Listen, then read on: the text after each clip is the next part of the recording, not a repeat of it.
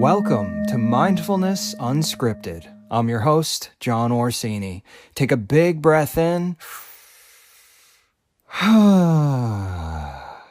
Here we go. Candidly, I just turned 40, and I know that in the context of whatever, like it's 40 is either old or it's young, but no matter what you consider it, it does seem like a landmark in Yeah, perspective. it is, it is as a benchmark. A friend of mine once told me that when you're in your 20s, it doesn't matter what you do. You play, it doesn't really matter. And in the 30s, you start to uh, get more direction because what you learn from your 30s is what you're going to be doing in your 40s and the rest of your life. But he felt that you weren't an adult as you got into your 40s, and I would say the 30s, but he said the 40s. And I think my experiences with people have proven him more right than I was. And do you think because you're talking to like a different, because generationally people seem to be like men, because you enlisted in the military from a really a young age, and like, so you got, yeah, 16 and you were off to Vietnam, right? Yeah. And so it's just wild to think of how people talk about generationally, how like what we just talked about men for a moment, because how men maybe are maturing later or something like that. So I'd be curious in terms of like people become more adults in their 30s or 40s, or what your thoughts are on that. And I think that it's important to understand the stages on which we grow, and what it is we learn in those stages. A child learns who to trust. An adolescent searches for identity. An adult sees beyond himself or herself. And what I mean by that, picture a little girl going into a bathroom that's just been used and it's all foggy and whatever. And the fog clears and she becomes comfortable. She learns she can trust. And then she sees this mirror and she just spends time in the mirror looking at herself. And if she has the slightest blemish, oh my God, I'm ugly. She is so centered on herself. But then she begins to rub the mirror, and the mirror, the silver on the mirror becomes invisible, and she sees through it. It becomes a window because she wipes it away. She sees beyond itself. Now, in our lives, when we have serious problems or serious questions about confidence or others, we should ask ourselves, is it a question of trust? Is it a question of identity? Or is it a question about self-centeredness? Are we looking beyond ourselves? All right. Are we being an adult? We're always those three things. Just as we mature, we become more one thing than another.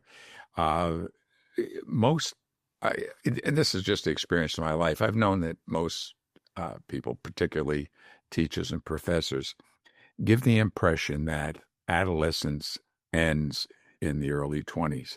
It's not true. Adolescence doesn't end until the 30s for sure, and probably for many afterwards.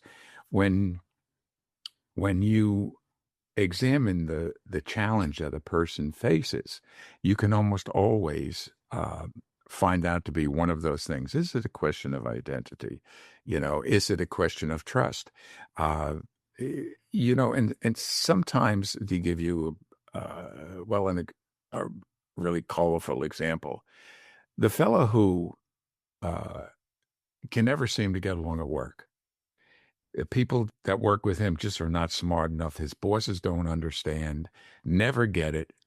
You know, where is the problem? Who has the problem?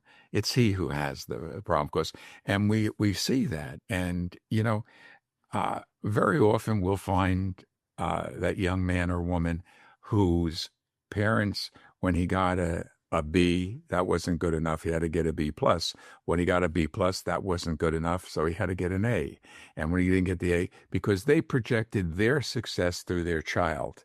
So whatever the child did was not quite enough, just didn't quite stand. And they spend their lives looking at them. How many times I've seen this again and again, where people who are at work, and this is coming back to your question, the people who are at work expect their bosses to respond to them as their mother or father did. they seem to think it's a family. It's not a family, it's a team. And there's a difference between a family and a team. Uh, a family can tolerate and has to tolerate differences, but a team cannot. A team has to work together, everybody contributing. And uh, I, I think when we have certain expectations of other people. Like I told my uh, children, each my son and my daughter, when they get married, I said, you get married at the worst possible time. They said, "What do you mean, Dad?" I said, "You get married when you're in love, profoundly, deeply in love, and you see the ideal, the other person, the ideal of the other person. And then as you live together, you begin to realize that who they are doesn't rise to the ideal." Now, I counseled both of them. I said, "You may think, right now you lust for each other, and that's natural and it's marvelous. However, if every time you make love in the first year of marriage, you put a penny in a jar, after that first year, every time you make love, you take a penny out of that jar, you will never be broke." Mhm. And I said, what holds the marriage together is not sex or money or any number of things that you can think of. It's friendship. If you can become friends with that other person, that is the person you trust. And what's the most fundamental need I described for? Childhood.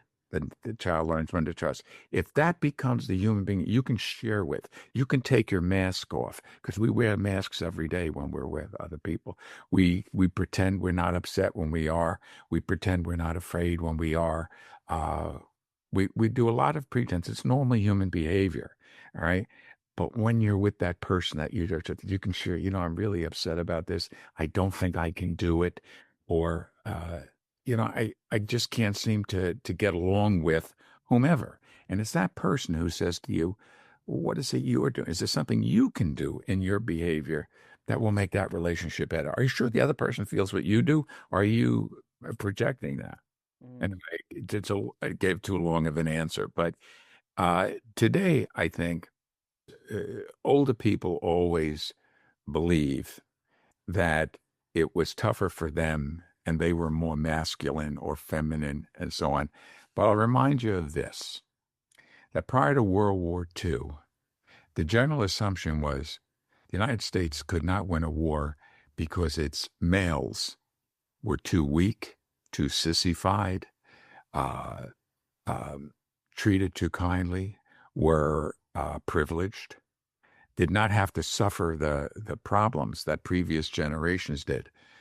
And what do we call that generation today? The greatest. Generates, right? The greatest generation. I People rise to the level of their expectations. And it's whether it's true of a child you see in a child tonight. If you diminish the expectations of a child, if you say, we only have to do this, oh no, this is good enough. It's not what I said. It's not what I was talking about before with you demanding too much from a child. All right. It's something different. It's having them rise. Yes, you can read this. You can, and I will help you learn to read this. Mm. Okay. If you want the child to go from a C to a B, help the child, build the child's confidence. And in my generation, uh, growing up, we didn't have the distractions that exist today. I think a couple of things. One, we didn't have these, The phone. Yeah. right? Mhm. We didn't have the pervasiveness of all of the television channels and so on. People had to talk to each other. They had to communicate, and you had to know people. Also, there were more jobs. Mm. I mean, so many young people today. It's not that they don't want to work or wouldn't work hard; is the jobs aren't there. It's you have to understand that, and um, when you look back over your life, you can see sacrifices that you've made or changes that you've made in your uh, life, but uh, it doesn't necessarily apply to another human being. Example, I quit high school when I was 16 to join the Marine Corps. And I always say I was born in the Marine Corps. That was the basis for the rest of my life. But so that sounds quite mature. And looking back, gee, that was a really good decision at the time. But let me tell you what really happened. What really happened was I was failing nearly all subjects except English. And I went into the vice principal of the high school, a man named Mr. Childs, and I said to him, I'm going to quit high school. And he said, Walter, why are you going to, why do you want to quit high school? And I said, because I'm tired of people messing with me. And he said, well, what are you going to do? I said, well, I'm going to join the Marines. I can't even say it with a straight face. And he said, don't you think that the Marines might mess with you at a place called Paris Island? I said, nobody's going to mess with me anymore. Well, and of course, I joined the Marine Corps, and I found what getting messed with was at Paris Island. And it's not that the Marine Corps or the Navy, the Army, or any service makes you into something. It's you who makes you into it by sacrificing yourself for the team. That everything works only when you work together. That's what they teach, what's taught in Paris Island. You can only work as a team. They don't use that expression, but that's what it really is. I mean, even subtle things like the obstacle course is called the confidence course because it's not there to stop you. It's there to help you build confidence by learning how to overcome it. Yeah. That's really interesting. I think of a couple things there that the Stoics have a phrase that the obstacle becomes the way. That it's not the thing that stands in the way. It's that by navigating it, it becomes the way that our greatest obstacles overcome can become our greatest strengths. Yeah, absolutely. That's true throughout our life. I mean, I absolutely agree with that. I mean, challenges make us stronger. Yeah. And make life less boring. Yeah.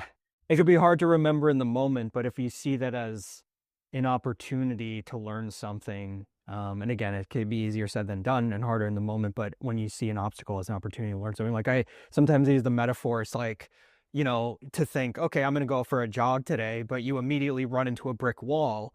It's like, okay, well, then maybe your task is to become the best brick wall climber that's ever lived. Right? Like you set out with a certain concept, but then it switches. And I wanted to, a lot of things that come up, because this is why I love talking to you so much. And I've learned so much from you over the years is, the idea around, a kid, like encouraging the sense of like encouraging the best out of people.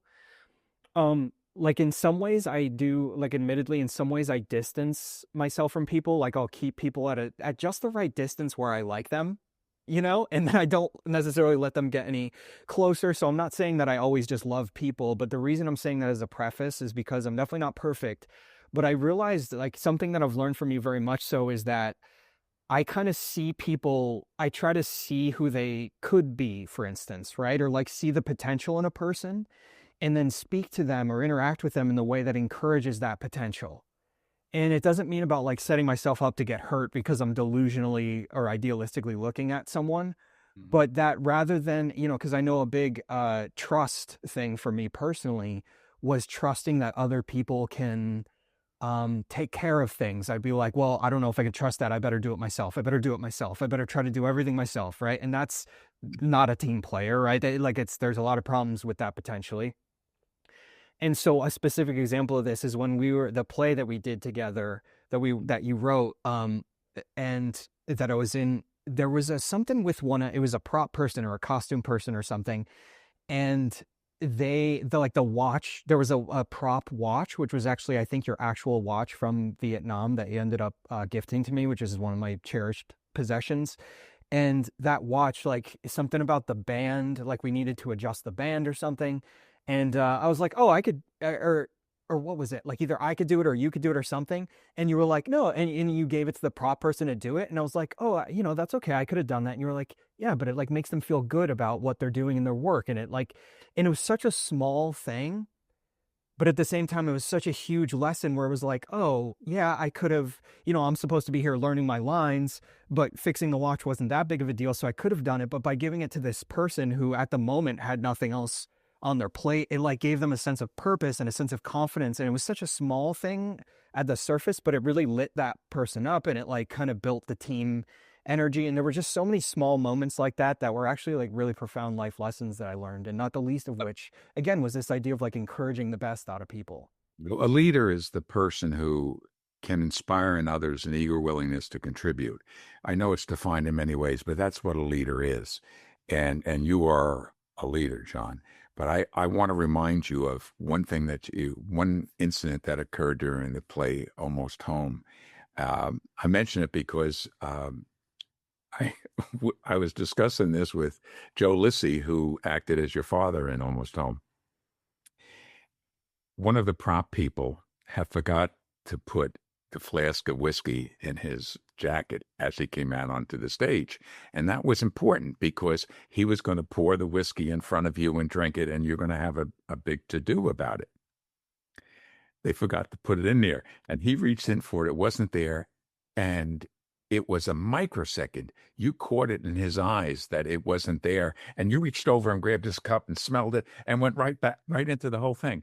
Now, everybody in the audience thought there was whiskey in that cup. They had no idea how it got there, but they thought there was whiskey in the cup. It was brilliant, and Joe told you, my boy, you saved me, because he didn't know where to go with it. He's got his hand, and you're so aware. I mean, so absolutely aware. Uh, you have a sensitivity to others, and you also have how do I say this? I don't want to say a calm center, because you have a tremendous amount of energy, but you are centered. All right. And that's made a difference throughout your life. To be able to be, I mean, obviously in Johnny and Almost Home, the play is you. All right. And yet to be so aware of the other actors, so aware of the situation that you save it. That it's not, it's how do I look? How do I sound? Is the audience responding to me? Yeah. And even your look, I've often used this when I've talked to people. There was an exchange I remember where you're really angry and you say to your father, I don't want to be you. And there's this brief pause and he says, I don't want to be me either. And it was and the way you guys did it with each other it got the audience, because the whole audience stopped because they realized all that occurred in those two sentences. And it's really only a change of a word. When you think about it, it's one word is different. But all of the meaning and all of but it was you were able to, I really want to find the right word for this. It's truthfulness. You're able to be truthful, John. I've always been impressed and moved by you with that. I mean, you really do. And you will discipline yourself if you don't think you're being true about something, and about not wanting, I'll give you a little thing about you seeing people not necessarily wanting to be part of them. My grandmother gave me good advice when I was a little boy. She said, stay away from angry people. She says, it's a communicable disease. And, I say it this way, it's funny because you get this on all the brainy quotes that I said it, but he who angers you conquers you. Important to remember that. Beautiful. Yeah, we there's this thing at the yoga retreat that I work at that we often reference. It's attributed to Viktor Frankl. I'm not sure if it's actually his quote. It's not in Man's Search for Meaning that I'm aware of, but it's essentially that between stimulus and response, there's a space, and in that space lies our choice and our freedom, essentially. And so it's the difference between being reactive versus being responsive. And if someone can get under your skin like that and you become reactive, they essentially control you, like, all to your point. Right. And so, again, much easier said than done, depending on what you're dealing with, but all the more reason to be very cognizant of who you're surrounding yourself with, and that these things can be contagious, essentially, if you spend too much time around a negative kind of person or a negative kind of energy like that.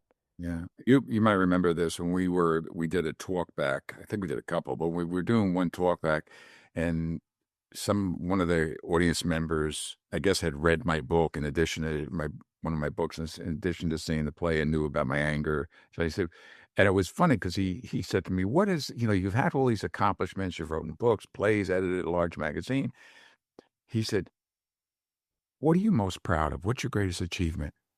And I said, learning how to overcome my anger, learning to sublimate it into doing something creative, rather displace it, which is to do something destructive. And I said, that is my greatest, and it really is, because all it is energy. You decide what you're going to do with it, Yeah. and if he who angers you conquers you. If you let someone get really under your skin, he's sleeping like a baby. How are you sleeping? Not so good because you're angry. Yeah. And it's so speaking of, I'm thinking of like audience talkbacks. I remember you had a friend there, and I'll mention him by name because I was really impressed with what a solid person he was. Stephen Lang, Oh yeah. the actor, like great guy, great guy that always stands out to me. He came and then he was engaged in the talkback, and he was just like so he was a very thoughtful person and great actor, and then another was Ellie Wiesel. Yeah. So what I found, so by the way, I have to mention this. What I found so funny is I just was exploring the library here in the town I'm in. In the first book, I walked in the door, my girlfriend got her library card, so we were like talking to the librarians, we were having a nice time, and they were like, all right, cool, let's go start exploring. So we like walked upstairs. The first book that I looked at, and I'm not joking, and that's what prompted me to be like, I've been meaning to have this conversation with you. The first book I saw, the binding on the shelf, was meant to be, was your memoir. I'm not joking. I don't know what that is. I'm not someone who's like overly metaphysical in terms of synchronicities or whatever, but there are things that are just undeniable. I don't know what that was. That was the first book I saw was your memoir on the shelf. And then I looked across the way and I saw Elie Wiesel. I saw Night. And it was just, I couldn't, I don't know. It sounds ridiculous to even say that was the progression, because I met Elie Wiesel. He came, that was not just a couple of years maybe before he had passed away. Right. And, It was. He came with his wife Marion, and who was also a Holocaust survivor. just exceptional human beings. And just gosh, that book Night, also just like heartbreaking, and of course for every obvious reason, and then just his self-awareness moving through his process in the Holocaust, everything he wrote about, and then to meet him in person was so incredible. But so all this is coming to mind because you had, I mean, that's just a few people, and that we mentioned here. And you have this, starting with 16, joining the military, and then becoming a writer. And, you met your wife, you've been married for a significant period of time. 58 years. 58 years, right? So like Has no ambition. you've had this remarkable life and surrounded, and it's not just because it's people who are known. I say in quotes, like, it's not that people are impressive for being known, but sometimes people become known because of the work that they do for humanity, right? Like Ellie writing this incredible story about the Holocaust. I mean, it's just, and so it just, how did you find your way to dropping out of high school to becoming the CEO of Parade Magazine? Like, and you mentioned that you'd excel in English, even if the other classes were struggling, but did you find discipline? Because writing requires so much discipline. Like, did you learn the discipline of writing through your military experience, or like, how do you feel like that all tied together? When I was a boy, when I was about 14 years old, I wrote a novel. And I really wanted to be a writer. I think it started when one teacher read an essay that I was writing as a child's essay, and she said, "Walter, you're going to be a writer." So it kind of planted itself. And I'm not sure that did it, but it was there. And I mean, there's going to be humor in this too. So I wrote this novel. It was called Hanover Hill, and I packaged it up and I sent it to a publisher. I laugh about this now, but I sent it to a publisher, and it includes lovemaking and so on. With my vast knowledge at 14 years of age, I sent it to a publisher. And a few weeks later, I get a package back from the publisher. It's my manuscript with a form letter. Now, I didn't know what a form letter was, but it told me, "Thank you so much for your submission. Unfortunately, it doesn't really blah, blah, blah, blah, blah, blah, blah." Very nice. And I went and I took that manuscript and I went down. We lived in a tenement at the time. Went downstairs to where the garbage building was, and I threw it in the trash and went up and decided I'd never write again. Oh. Now, what I would give to have that novel today, to be able to read that as an adult, all right, to see it. I mean, some of it I would laugh, of course. When this is now looking back over my life, and it'll surprise you that I was surprised. Um, I didn't realize my own ability. That's number one, till I got in the Marine Corps. The uh, I was a high school dropout, 6 years old. I did a variety of things on the street I wished I wouldn't have done, and uh, so I end up in the Marine Corps, and the Marine Corps tests you, and so on.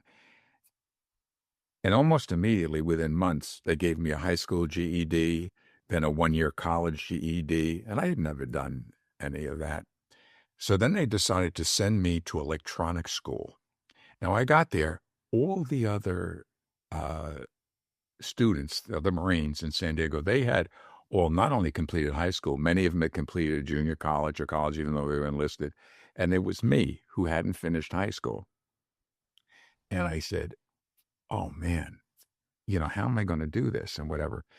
But the Marine Corps is such, and like much of the service, that we're going to teach you anyway. And, I didn't have the mathematical background for this.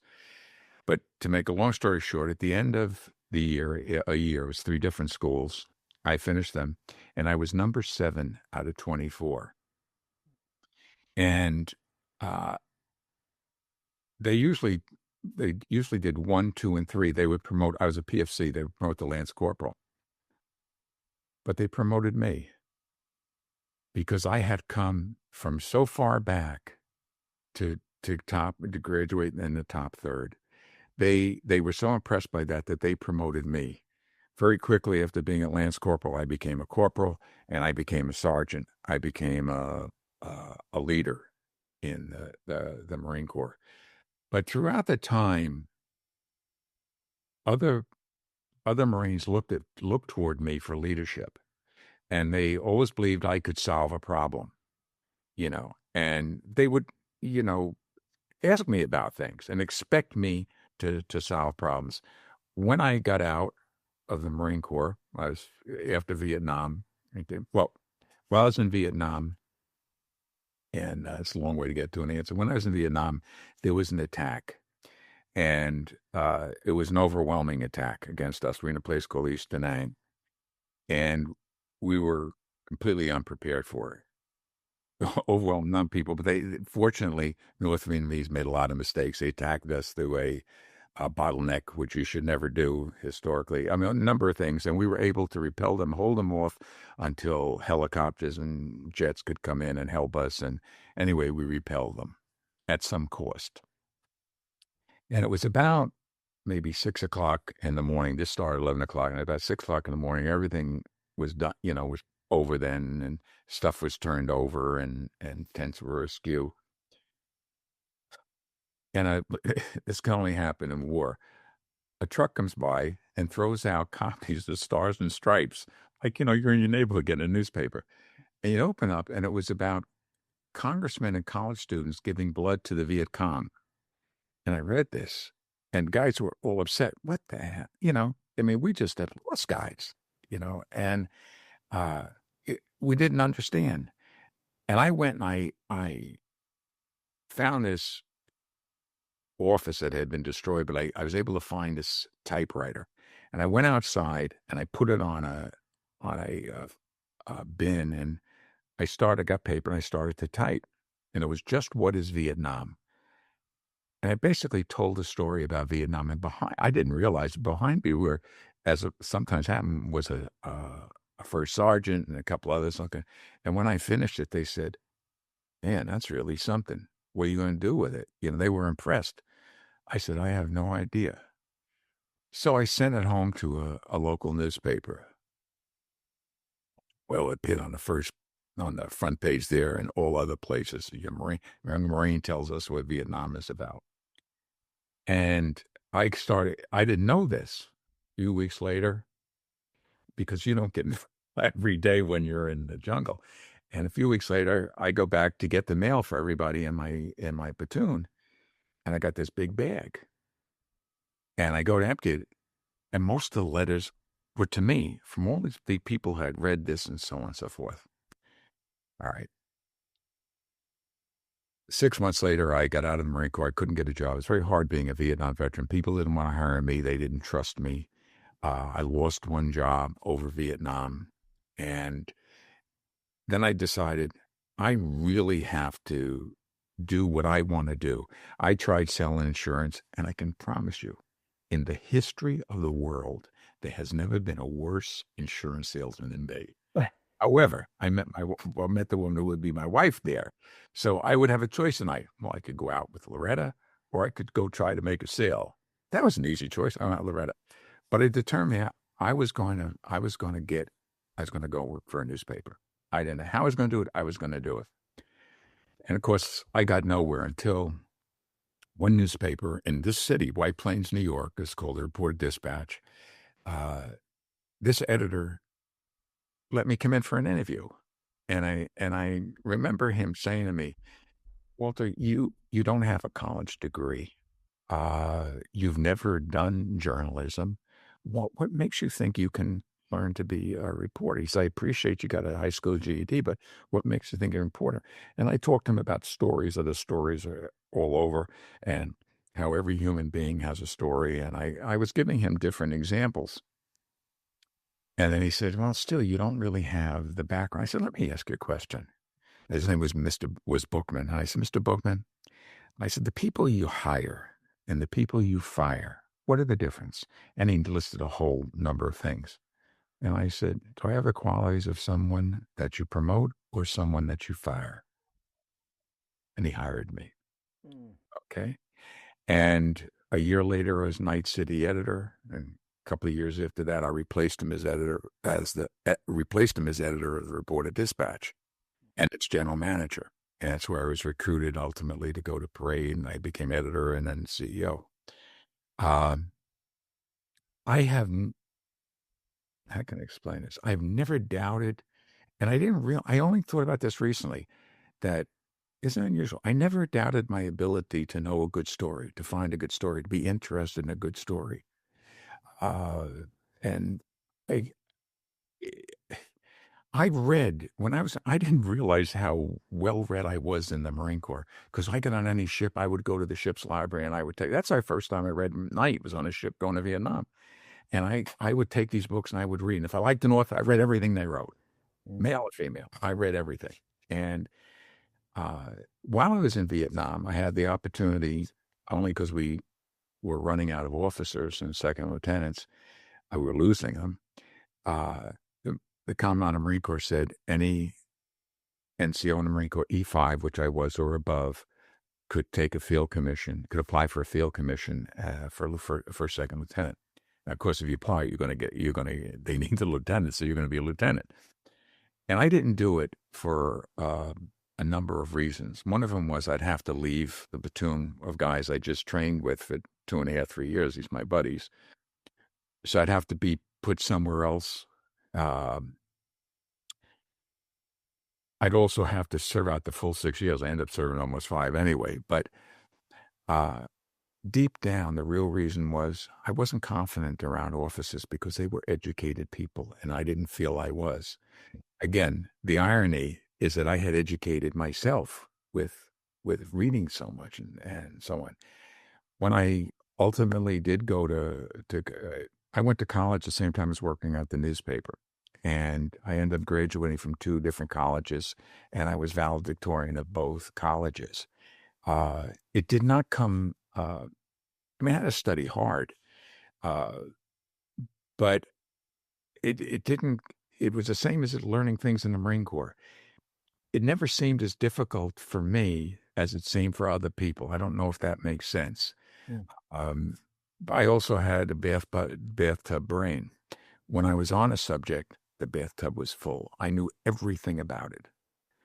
But when the subject was no longer needed, the drain was pulled and the bathtub was empty.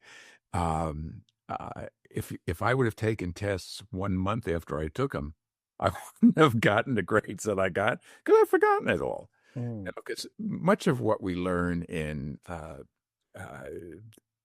college is eminently forgettable. And some of it has great value. the interactions have great value. A teacher who inspires you, a professor inspires you, has great value. But in truth, most of what you do in college, you're not going to remember. It's not really memorable. If you're going into a field like engineering, electrical engineering, let's say, you have to know and remember all those details. So they become part of you. If you're going to medicine, the same thing. Uh, I was always interested in the arts. Before I worked for the newspaper, I met a guy who could go to the theater, and he could. I said, how do you afford that? He said, I'll show you. And we would go to a theater and wait till it was full, and then we'd pay a guy $1 to let us in and sit in the seats that weren't filled. I mean, it was easier to do then than it would be today. And so I remember seeing Mark Twain Tonight, and I was so taken by one man performance. And years later, while I wrote a play, a one-man show called Talkin Stuff, which I performed at Ford's Theater in Washington. And it was the most terrifying thing I've ever done. And it proved something to me. Particularly if it had failed, I would have spent the rest of my life trying to prove I could act. But it succeeded. And I realized I didn't have the talent to be an actor. Mm. You can have the desire, but it takes talent. Talent can grow, can be larger. But I didn't have the talent. The expectations of me as editor of Parade being successful in a filled Broadway size auditorium of people was so low, and I was, that I was able to do that. It was a thrilling success. I mean, everybody, it was terrific because they never expected it. Mm. But I realized, because a few weeks later, I was teaching a course at the New School in New York, storytelling. And it so happened, for some reason, a lot of actors came to that class. Not sure why. But I took a midsection of Talkin Stuff, and I gave this one actor, he's a soap star, and I said, the next meeting, I want you to read this. He said, what is it? I said, it's not important, just I want you to read it. And so at the next class session, he read it. And if I had any doubt that I wasn't an actor, he was a better me than me. Mm. He was better on stage as me. If I would have given it to you, you would have been a better me than me. I just can't do it. I mean, I just, and what's sad is so many people who do not have really enough talent. It's not just, you can want something terribly and not have the skills to do it, not have the talent to do that. It's not that you can't be great at something, but maybe that's not it, and then I realized that my power, if you will, was to work very hard at storytelling, that I was a writer. I went as far as I was asked to direct. I said, I can't do it. I said, you need an actor to become a director. I said, I'm not, I would not be a good director. I said, you have to be able to feel with the actors. And I just don't, in my own plays, I can do that. I can see with the actors, but you shouldn't direct your own play anyway. But when I see someone else's play, I could never direct it. I'd get lost in it, and I certainly don't have the talent to be an actor. Yeah. Well, it's interesting because I'm sure a lot of layers to that, because I don't even know, even after making my living as an actor solely for 14 years, I don't know if I have the talent. You know what I mean? Like, even as an actor, you're like, yeah, I don't even know if I have the. You hear stuff You about inhabit the role, which I was never able to do. You become that character on stage, and you're sharing yourself with you. I was being me, and I was still tight. Sometimes it's the hardest thing. I don't know, to be yourself. Yeah. But a lot of these things, so a few different things that came up was like something around, I wonder if it's do you have any feeling that like when you were choosing what you wanted to learn, that's when you became a sponge versus when you were told what you were supposed to learn? Absolutely. I had, it's funny, first time in my life I've ever thought of that. This is in this very second. That's absolutely true. Well, I just What about that? But it's absolutely true. When I made my own choices, you're absolutely right. You're absolutely right. because I just wondered that as a question, because I have found that the people I tend to be most inspired by and most drawn to are not as a rule, but are very rarely people who excelled in, you know, freshman year of high school, sophomore with their grades. But then somehow, like I had a conversation recently with he's a clinical psychologist, my friend John. He's a client that I work with in the breathwork sessions that I guide, and I had an incredible conversation with him. And he had left high school early, and then he ended up with a PhD in clinical psychology and writes books and everything else. And so once again, an example of someone who was just a self starter, I guess you would say, and just but someone who was voraciously curious and brilliantly intelligent and does so much good in the world, but all the drive, all the motivation, it seems to organically come from curiosity, a love for humans, in your case storytelling, right? Love, but like a love for humanity and curiosity. And very interesting too how that how, I was also wondering when you mentioned you wrote that article about what is Vietnam and then you sent it out, how writing is a way of certainly to process thoughts, feelings, emotions. And so tying that together with overcoming anger, like you said, one of the greatest things that you had mentioned in that, as you spoke in that talk back about overcoming your anger was one of your greatest accomplishments. Do you feel like writing had a part in that, or in terms of how you think, or how do you feel like you overcame anger that you were carrying? When, well, a number of ways, but uh, Norman Mailer once said to me, and I edited Norman Mailer for Braid and that, and I once said to Norman, where do you think creativity comes from? He said, anger. Anger inspires all creativity. It took me years to really understand how right he was, because it's frustration. When you're frustrated, you've got to do something about it. And writing is an act of hope. You believe you make a difference when you write. Now, I didn't understand that when I was doing it, when I was young and I was underdoing, but it was an act of hope. I mean, it's crazy when you think about it. I'm going to sit down and write a play, and it's going to get produced, and people are actually going to come see it. That's impossible. But I've never, I've been asked so many times how, because I edited people like Alex Haley and Norman Mailer and Julia Child and Carl Sagan and so on. They said, well, how do you do that? Aren't you intimidated? And I honest to God, never intimidated. One, because I knew their work. I really did understand their work. I really did read it. And I never reacted to them in their celebrity. It was always about the work. Does that make sense? Oh yeah. Yeah. It was always about the work.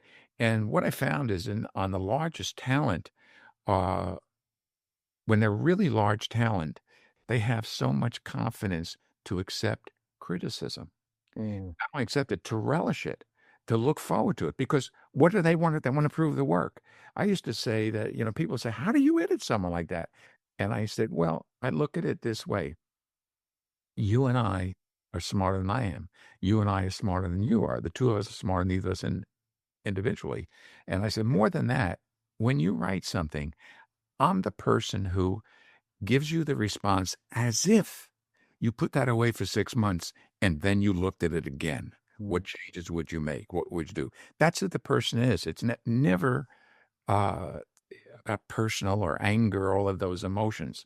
And the only writers that I ever had a problem with that and trying to edit them were never the large stars. Yeah. The new young writers who felt that their words were golden. They never understood. They at that point in their lives, they didn't understand the context, how to tell a story, using the economy of words. But the words have to mean something. And have to have clarity, authority, have substance. Those characteristics. Oh yeah. Mm, But anger and inspire. But writing is really helped me get rid of, not rid of, to sublimate the anger that I felt in my life. Mm. That's beautiful. I think, so much of the breath work that I guide now, the process that I guide, and I know you know me as an actor, and but the breath work is part of like my personal growth journey as a human and an actor, and then now I guide it, and so much of I think of it as you said about this earlier in the conversation about anger. The way I think of it is when you can experience it. So this is maybe more of like in a, if writing is a meditative process, which it certainly can be and is, the idea that you can experience an emotion like anger and you can experience it in its pureness, if that makes sense, like it as pure energy rather than this is good or this is bad or this is right or this is wrong, that anger is energy. And when you can catalyze it in a constructive fashion, which it sounds like you can do with writing, or like you're saying, Norman Mailer says it comes from this anger, this frustration, and it's an act of hope. Right. It rather than trying to push it down or it coming out sideways where it shouldn't be coming out, it gets catalyzed in this case through something like writing, and it becomes, you take something that could be inherently negative, but you take the pure energy and then you catalyze it into something hopeful. I find that really. Anger outward would be aggression. Anger inward would be depression. Mm, And if you look about depression, the person is that anger going inside. But we make I always say this, you can't be, bad things happen to the very best people. And in our lives, bad things will happen to us and happen around us. That doesn't determine the quality of our life or our character as human beings, because we're going to experience tragedy and disappointment. What determines the quality of our life and our character as human beings is not whether those things occur, but how we respond to them. And that's a choice. We make a choice how we're going to respond to disappointment, loss, and tragedy. And it's in that choice we determine our character and our place in the world. Every human who has ever been born, anywhere on this planet, shares with each of us one absolute attribute. They struggle from the first crack on the behind to their last heartbeat. But a few human beings do more than survive, because we all survive to the last heartbeat. They do more than survive or endure. They prevail. And it's in their lives we can find inspiration of our own. Now, I noticed how you were quoting people before. They have inspired you. mm, They're gone, but their words inspire you. Ellie is gone, but his words and his friendship inspire me. And though he and I were very close, you mentioned Stephen Lang. Stephen Lang is the reason that I retired and became a playwright. mm, He, I talked to him. I had met him, and I forget through a friend of ours, just from dinner, a couple people. When we started talking, I really liked him, and I told him, I said, I told him that I had written Talkin Stuff and performed, but I said, but I'd really like to be a playwright. He said, you run the largest, most influential magazine in the entire world, and you're willing to walk away from that? And I said, yes, I want to be a playwright. And that was the first time I ever said it. mm, So he said he really believed me. And he got me into the actor studio, playwright and directors unit. mm. And I spent a year in there in that. It wasn't quite right for me, for what I wanted to do. So but through that, I met a fellow who I was able to really get into a class and really get down to the nuts and bolts of actually writing a play. But that was Stephen. When I was a child, my most important teacher was a woman named Mrs. Williams, who was the mother of my best friend.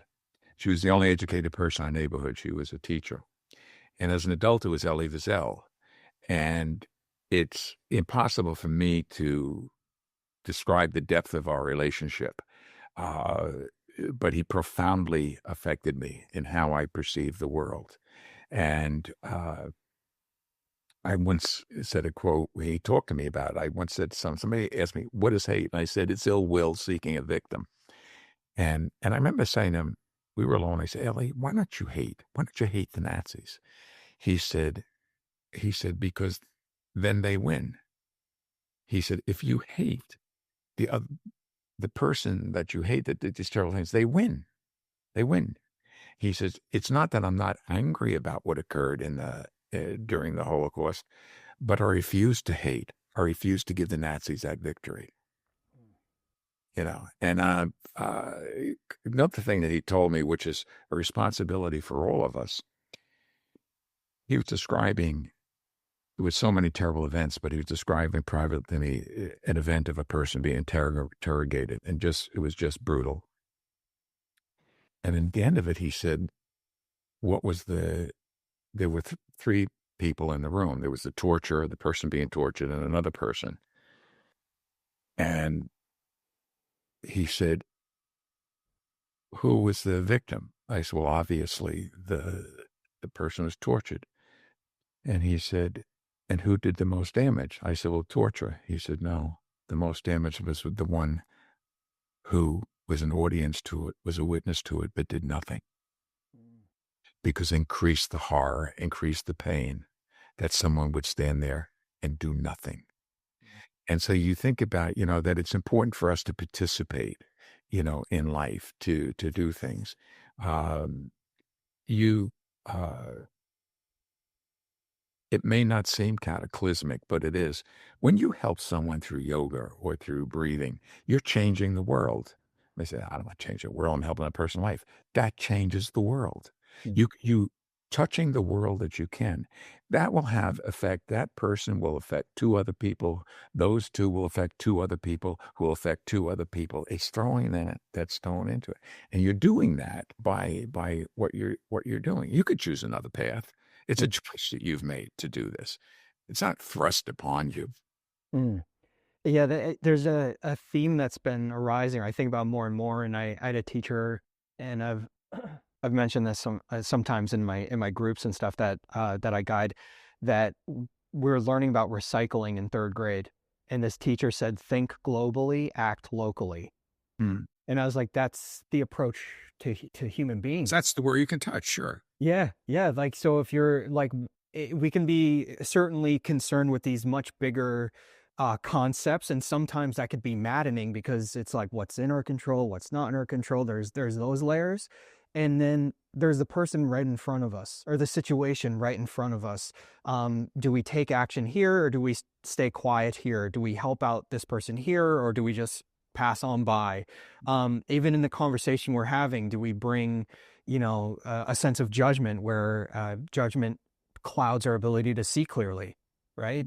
So not only does it lack compassion to judge somebody, it also uh, degrades our ability to see clearly what's going on. And so, yeah, think globally, act locally. And I've taken that on to mean far more than just recycling, right? Like, how do I engage with human beings?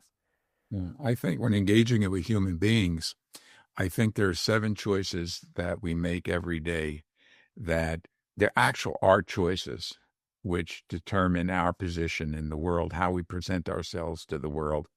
The first is our appearance. Our appearance, not parents, but appearance. We determine what we look like. Mainly, we see this. We see a portrait of ourselves. This is what we give the world.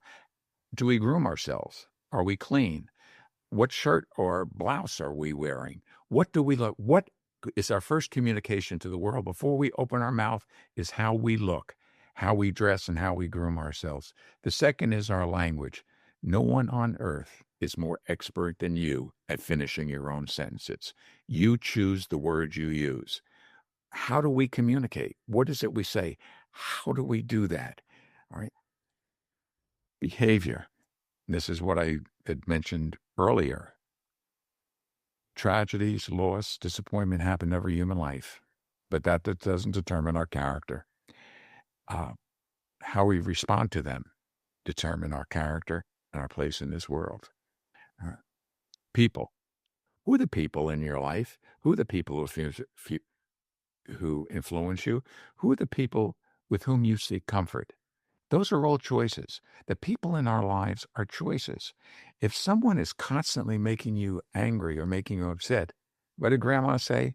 Don't let angry people in your life. Get them the hell out of your life. Uh, the people that become your friends, or the most important is the one you share your home with. Okay, obviously, it must be your friend. Mm. Must be your friend.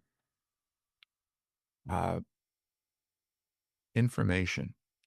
Right now, we live in a world where the information received comes so voluminous, so fast, it's outdated and worthless as soon as we receive it. Mm. Okay? but we choose the information we receive. We choose what we read, what we view. We choose the information that we receive. Places, more than we think. We choose where we are. We choose the physical place where we are. And the last one is time. We choose we choose when to take the chances that make our lives better or worse. We choose. Time is a choice. When am I going to make this choice? When am I going to make this move? That's a choice we make, though. It's people, it's appearance, language, behavior, people, information, places, and time. Mm. Time is such a huge. Thank you for that. That's a lot. A lot of very effective angles to look at these different aspects, and time is such a huge one. Like I think in like the Shakespearean concept of capital T, time. And there's this great teacher at the yoga retreat. His name's Rolf Gates, and shout out to Rolf. He's also a veteran, by the way. And he would often say in the training, I spent about a month in training with him, and he would often say, what are you putting your faith in? What are you putting your faith in? And at a certain point, when I was writing out, doing some journaling, some writing and things, I thought of drawing the word faith as a parallel to the word time. If I made those interchangeable, what that might do. And so what I'm putting my time into is what I'm putting my faith into. So if I'm putting my time into reading, whatever it is on the phone scroll, like fill in the blank, and I'm just losing time to that, I am perhaps not too intentionally, perhaps a bit unconsciously, putting my faith in, whatever it is. Like say it's like the scroll of TikTok videos or something. I don't personally have a TikTok, but for example, right? So if I replaced or made the words time and faith interchangeable, what does that look like? And that was a huge revelation, especially now when we've got the phones, everything you were mentioning earlier, these distractions, where it's not just like you're sitting quietly waiting for your dentist appointment and, you can either like hash out some thoughts or flip through a magazine or something. It's like we've got the world at our fingertips, and that's not always the best thing. But Friend of mine, or actually probably my closest friend I was in college with, surprisingly became a priest. His name is Joe Kelly, became a South Bronx priest. I think you've met Father Joe. Mhm. And he's one of three people that I can say is truly spiritual in my life: Elie Wiesel, Norman Vincent Peale, and Father Joe Kelly. And Joe just summed up what you said once with this: faith is where your ass is. Where are you? That's your faith. Mhm. And it's, and I forget, I cracked up when he said that. I said, it's so true. It's where you are. You know, I remember once he has these understandings. We were in St. Patrick's Cathedral, which is magnificent. And I was with him and I said, gee, Joe, I said, this is really something, this church. He said, Walter, that's not the church. This is the church, the people, Mm.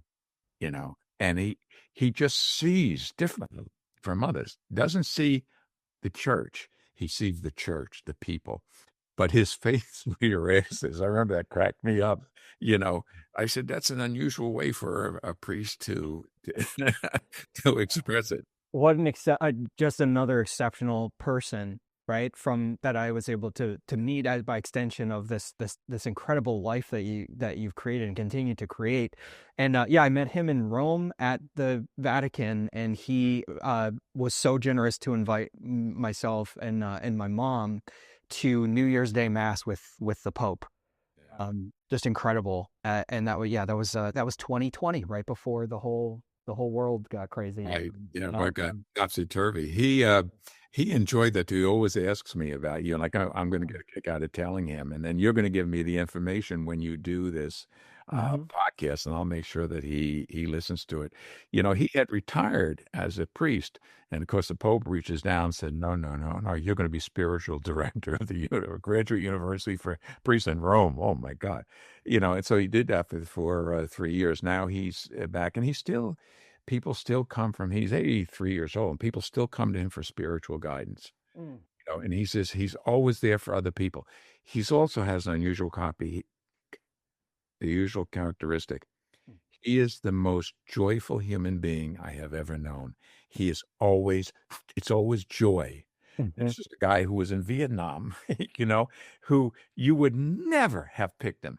He would have been he was a football player, a fighter, you know, you would have never picked him to become a priest. And he was my buddy.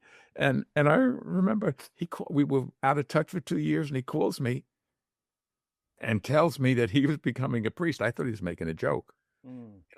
Yeah. And but it wasn't. It was an authentic calling that Yeah. he felt this. Yeah, that's beautiful. And I just wanted to say just a couple more things because I appreciate your time here and I could talk to you all day. I mean, like probably for weeks on end. So I don't want to like take advantage of the time that you're so generous to lend here. And so I want to say a couple more things. One is with Father Joe is so fascinating is that he's not like you're saying, you thought he was joking when he says he's gonna be a priest, and how people find their way to things, and how I know that there's a lot of complications and points of view and judgments around the Catholic Church and this and that. But when you connect, when an individual finds their path, and when they're doing it from a place that's moving, coming full circle to what we were talking about earlier in the conversation, trust, identity, and then was it service when you move beyond yourself? How did you put that? Right. The first is our great lesson of childhood is trust. A child learns to trust, and adolescent searches for identity. Also, it's always those questions of who am I, which many ways continue throughout life. And the last, adults see beyond themselves. They see other people. They truly see other people. We're always a little of that, but as we get older, but we should be more of the last, seeing beyond themselves as an adult. Yeah. But questions of identity. That's why when you hear someone with a problem, you can immediately identify, is it a question of trust? Is it a question of identity? Or is it a question of not seeing others? Hmm.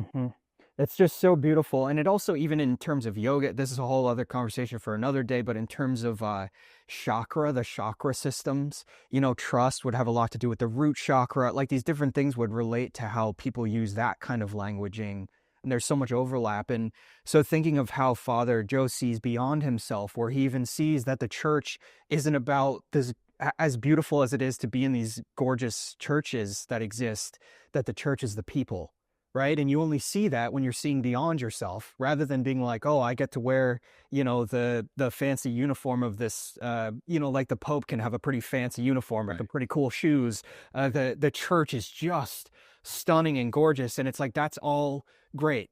But the individual that sees beyond themselves in that context, it's like I guess the way that I think of it sometimes is we do, you were the CEO of Parade Magazine, or I was a Broadway actor, or like there are these surface level titles to things, but what's the undercurrent? And if the undercurrent is seeing beyond yourself, whatever the role, it kind of brings us to this I don't know, I used to call it the universal wavelength. And I would think people who, like writers, for instance, who write the most profoundly impactful writing find themselves on that universal wavelength that moves beyond space and time. Like I can only imagine that Shakespeare, whoever he or she or whatever, right? Shakespeare, a lot of, who even knows, but whoever Shakespeare was, that when they hit the real strides of that brilliant writing, they were on a different wavelength that transcends space and time.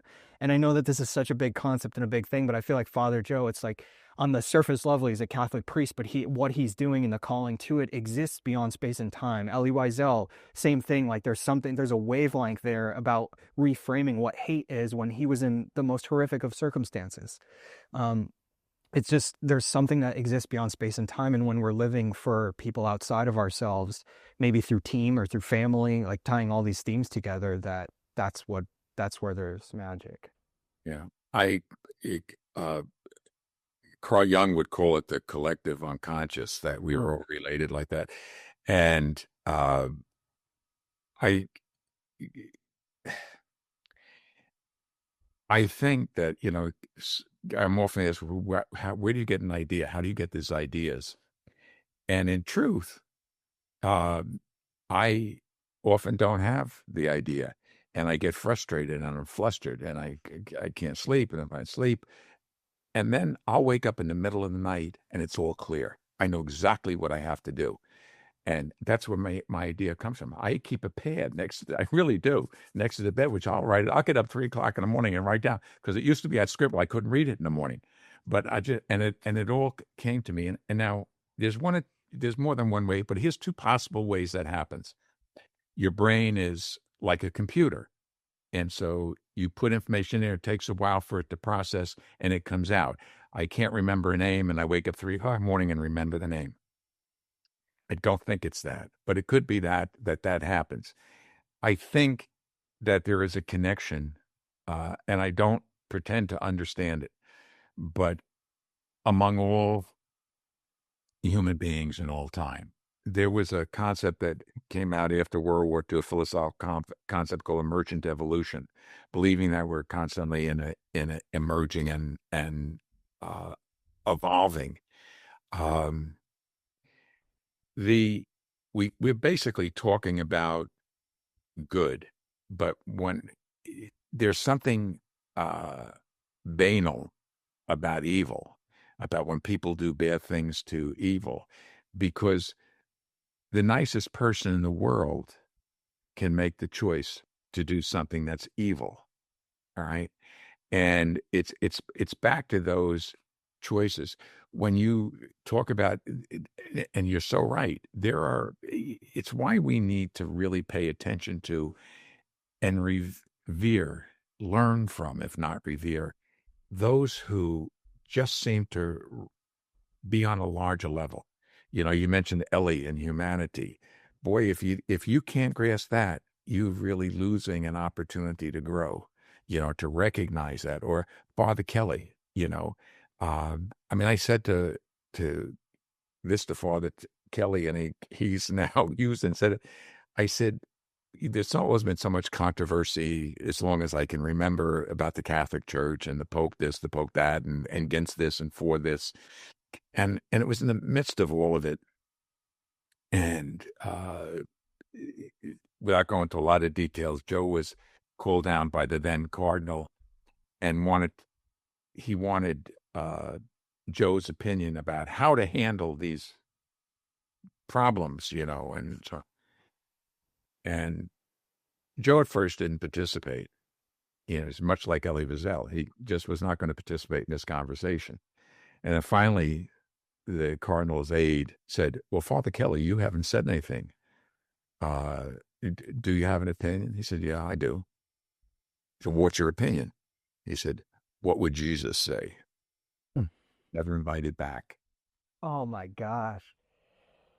Uh, and I reminded Joe of that a couple of years later, and I said to him, never think that the Catholic Church exists. I'm not Catholic, as you know, but never think that the Catholic Church exists because of popes and cardinals and all of these various titles and things. I said, nothing to do with it. I said, what you said about this is the church, it's the common lay priest that has kept the church alive over all of these centuries, because all they do is live the life of Christ. That's what they do. And if you look at any religion, who is it that really carries? The rabbi that you've never heard of, the Muslim who you named, the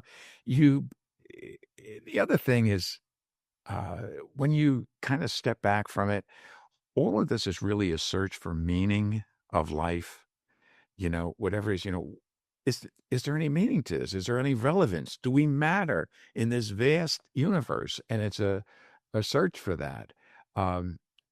I suspect that we do. I do not pretend to know how, but I suspect we do. But I do know this. I am responsible for what I do. Yeah. I'm responsible. You mentioned before about the decisions being local. Think globally and act locally. All right. That's taking responsibility. That's doing something with your life. It's making a difference in the world. Every one of us has an opportunity. When you can't do everything, but you can do something. Mm. You can do something. And it can be the simplest thing. All of us are salesmen. We sell every day. You go into a store, and if you're nice to the clerk in the store, if you're pleasant, you've done something, and if you can make that person laugh, saying something silly, like I usually say, now you stay out of trouble, and I'll always get a laugh with that, and they say, well, I don't know if I can do that. That it's the little things that we do, not being rude to a waiter or waitress because he or she is late, you know, uh, I mean, it's being kind, you know, uh, what is it? Do unto others as they would have you do unto you. It's complicated, but you'll find that at its core, whatever the spiritual belief is, whatever it's called, and whatever nation it came from, whatever tribe it came from, it all comes back to a search for meaning in life. Mhm. Do we mean something? Is it important? You know, no religion makes you powerless. Mm.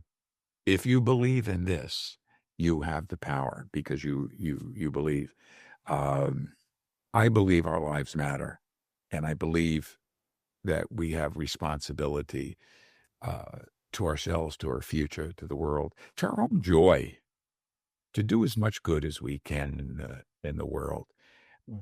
I have known so many famous people who are the unhappiest people on earth. It's not because they're famous. It's because that's what they thought they wanted. Mm. And it's just not there. The adulation of their peers, they find out how plastic that is. Mm. I remember once I had to present an award I don't remember where we were, somewhere in the Midwest. I had to present an award to Bill Bradley. I'm part of this big organization. They asked me to present it, so I present him as this big plaque. And when it was over and we were sitting there, I said to him, I said, what are you going to do? I'm laughing now, but I said, what are you going to do with this? I think this big plaque, brass, this, that, and the other. I said, what are you going to do with this? He said, probably stick it in a store or somewhere. He said, do you think my children are going to remember me from a plaque? You know, and it's so true. It's not that these things aren't important, that they're moments in our lives, but they're not it. And it's not fame. Fame isn't it. I just have seen too many fame. And people say, well, you know how many wealthy people commit suicide, have the most miserable life. It's not the wealth that makes them unhappy. It's it's their choices that make them unhappy. Yeah. Does that make sense? Oh yeah, yeah, and it all comes back to you mentioned. It makes me think of how you mentioned how these great writers, you worked with these great writers, and they would welcome the editing. They would welcome it.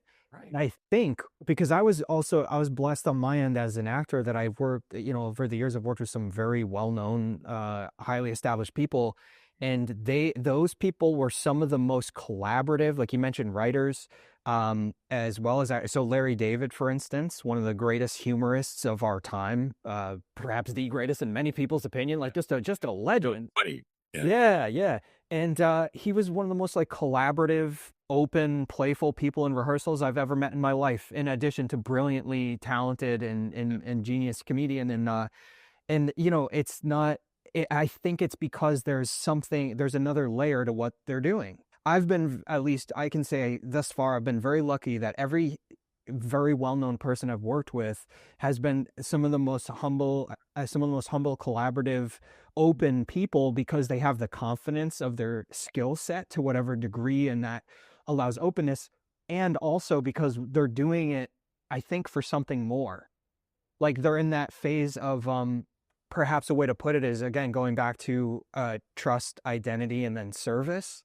They're in a place of service with the work they're doing, so they don't, if somebody, like for instance, as an editor, if you had something to suggest for a writer, if you're in a place of identity with your writing, if you're in a state of identity with your writing, and you feel like, oh, you gave me a few edits, that's attacking my identity, of course I'm going to get defensive, the walls are going to come up.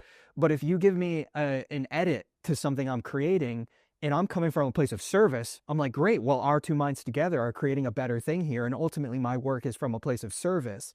So I find that whether someone's famous or not famous, um, are they coming from a place of service? Is more are their feet on the ground, and are they open to collaboration? And is it like, where is it coming from?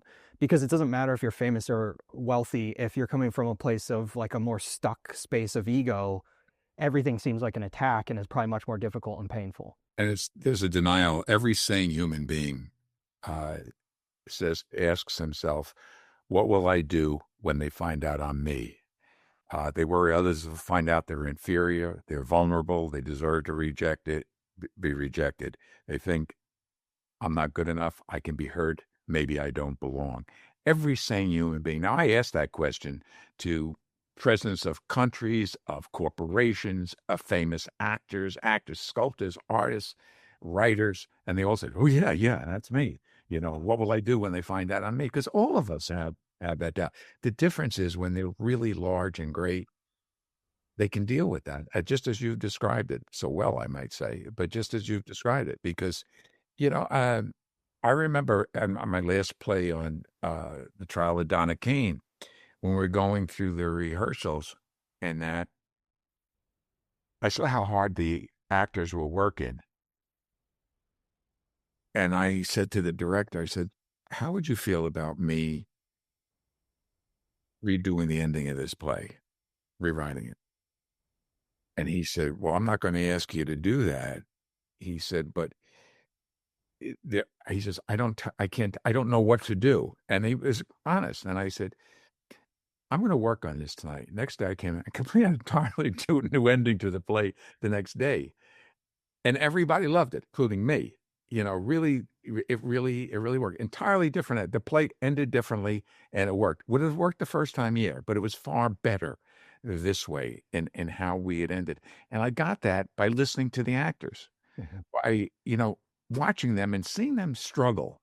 They're like you, professional actors. You can tell when an actor's struggling, trying to find that thing that makes it work, and it just wasn't working, and it wasn't working because I didn't give them the right lines. Hmm. And when it turned, it worked. But and I remember thinking to myself, that it's funny because I've never told this to anyone. I remember saying to myself that night, don't be a hypocrite. You have said this so many times to some of the people that all that matters is the work. All that matters is gets before the audiences. You got to believe that yourself. I had to talk to myself.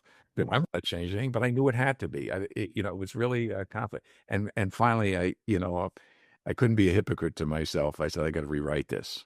Mhm. And I did. And it worked. But is it hard to do? Of course it's hard to do. Just like inhabiting a character is hard to do.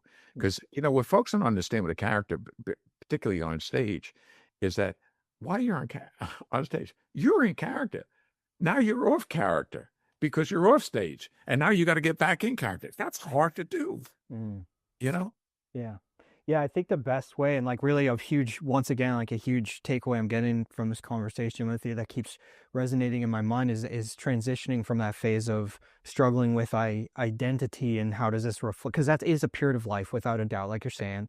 But the more you're in that place of service, the more all the things around, things that might otherwise like be a chink in your armor, it's like, I'm at a place where I don't even need the armor. Everything's coming out. I don't have to protect anything. I'm have to be of service here. Right. And when you're in that place, famous or not, wealthy or not, that's a place of resilience and a place of meaning. And I think, in terms of, we talked about team and family, and especially I'm just reflecting on where I'm at in my life. And like, as you get into a place of family, I think that's probably a really important part of growing up and maturing in the best way, is that you realize you get to that place where your life at a certain point isn't about you. And maybe in a interesting way that can help take the pressure off, when you're starting to be more of service in that sense, you know? Yeah, it's a part of the larger world and what we can contribute. Here's the thing: for example, you do a podcast. Someone's going to listen to a podcast, and whether it either from you or a guest that's on there, well, it's going to light up for them, and it's going to affect their lives. You've changed the world. Mm. You know, the world has now changed because they're looking at something different. And sometimes it's the most simple thing of which makes me feel better, hurting another human being or helping another human being? Gee, when you put it like that, but it really, which does, that doesn't mean that you have an obligation to help every human being you meet. You can, if you're a teacher, you can't reach every student. You know, the ego is so great on people who think they can. It's really not great. It's kind of fragile and false because you can't reach every human being. But at the same time, is that, if those human beings who have negative impact of you in your life, you've got to get them out of your life. If you can't affect them, you got to get them out of your life because they will affect you. Because, worry is a contagious disease, and anger is a contagious disease. Mm. So two quotes I'd like to kind of to round things out here with. One is there's something in there that made me think of. There's this quote, I don't know it verbatim at all, so I'm paraphrasing, but it was Anne Frank, and she wrote something about, there's some great quote from her diary that was, why even bother writing this down? Who is going to be interested in the musings of a teenage girl, or like something like that? And you're just like, oh my gosh, her words change the world, change how people view the world, similar to Ellie, right? And so I thought of that. And then going all the way back to the beginning, I remembered this Carl Jung quote: life begins at 40, everything else is just research. Yeah. Right. And there's Yeah. something like that.